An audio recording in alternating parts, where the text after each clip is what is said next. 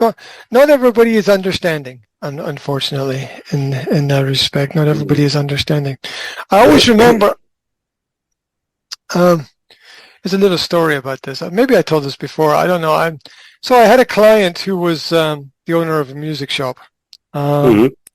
and I'm not going to say which music shop, but I'm pretty sure that everybody knows everybody. Mm-hmm. And he's a drummer, Mm-hmm. and he was telling me one day. He was saying, "Oh, he was late for a meeting that we had," and he said, "Oh, I'm sorry, I'm late. I was delivering a drum kit." And I was, and I was like, "Yeah, it's okay, you know. Sometimes we're late, and life is like that." I said, "Oh, where did you have to go?" And he said, "Oh, I had to get the drum kit to the top floor." I said, "Of the house?" No, the block of flats. Yeah, yeah. I said, you sold the drum kit to someone who lived on the top floor." He said, "Yes, not my problem." Not my problem. So can you imagine that? Can you imagine that your neighbor has bought a drum kit and drummers have to practice every Yes. day, Yeah. right? It's a difficult art and you want to be good at it. So I was thinking about this and I was like, well, it's obviously an electric drum kit, right? One of the Mm-hmm. one. No, it's a normal drum kit, right? And and it's not just the drums; it's the fact that there's a bass drum, and Yes. to play Yeah. the bass drum, you got to Yeah. stamp on the floor with your foot, and that's we've all heard the song "We Will Rock You," right? Yeah. Right. I mean, that's those stamps are loud, right? They're loud. I was trying to imagine the situation in this block of flats where the where somebody buys a drum kit and thinks it's okay to play the drums in the block of flats. It's wild. It's wild. I also have sympathy as well because I used to organize concerts, and these concerts were in venues, and I know people lived near the venues, right?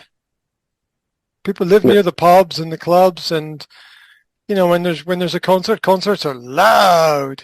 They're always loud. They're naturally loud, and maybe some of these concerts disturb people because concerts are in the evening and people want to relax and music is loud and so it's a hard balance.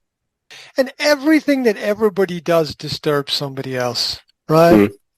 I mean, it and when we live in a hypersensitive culture now in the Western world, right? Mm-hmm. We're hypersensitive to everything because everything is magnified. Now it's it's a little bit different if you're in, say, the Middle East or maybe North Africa or something like that, where there's um there's extreme loudness a lot of the time. But I don't know, something about human nature, right? You either have understanding of other people's emotions and feelings, or you don't, and it's almost like having black skin or white skin, Mm-hmm. right? But by that I mean that black people don't become white and white people don't become black. This is nothing. It's nothing to do with good and bad and right or wrong. You see, is in some things there's no middle, right? And some things there's no middle. Now, what I mean by that is the concept or idea of compromise. That in the modern world, we're often taught a lot of the time the best thing to do is to compromise. You might be able to compromise on what you have for lunch or what T-shirt you wear, but you can't compromise on who you are. That's a completely different thing. Um, the Bible in the Old Testament states that compromise is of the devil. Compromise is the path to hell. And I think what it means by this is that there's some things we just can't compromise on, and we shouldn't compromise, because at the end of the day, it lowers everybody's quality of life. And empathy is a classic example of that, where people need to have sympathy and understanding for other people's position, up to the point where you have to be careful that what you're doing is not hurting other people. Yeah. And there's a lot of people in the world still today don't have the empathy, and they don't have the understanding, and they don't have the ability to feel what other people are feeling. It's on the news every day. Just turn on the news and you'll see people, you'll see bad things happening. That's all the news is every day, just bad things happening. Front page of the newspaper, headlines on the television, whatever's on the radio, it's just bad stuff after bad stuff after bad stuff. And it's just example after example after example of no empathy.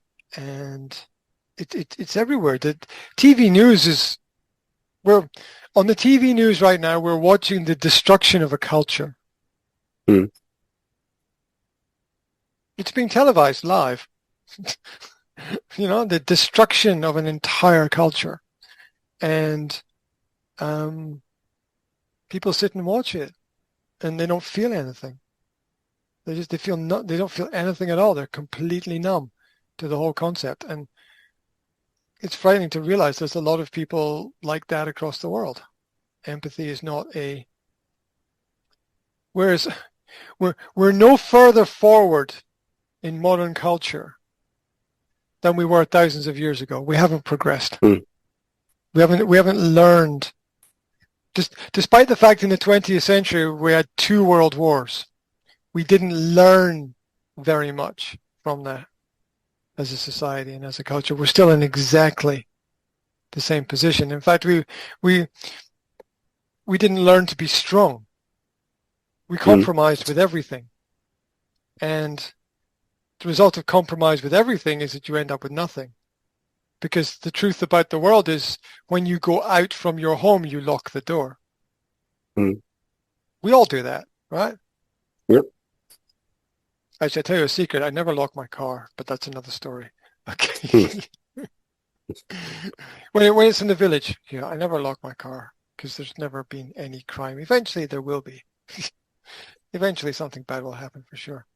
But I try to live in a state of trust where I can, and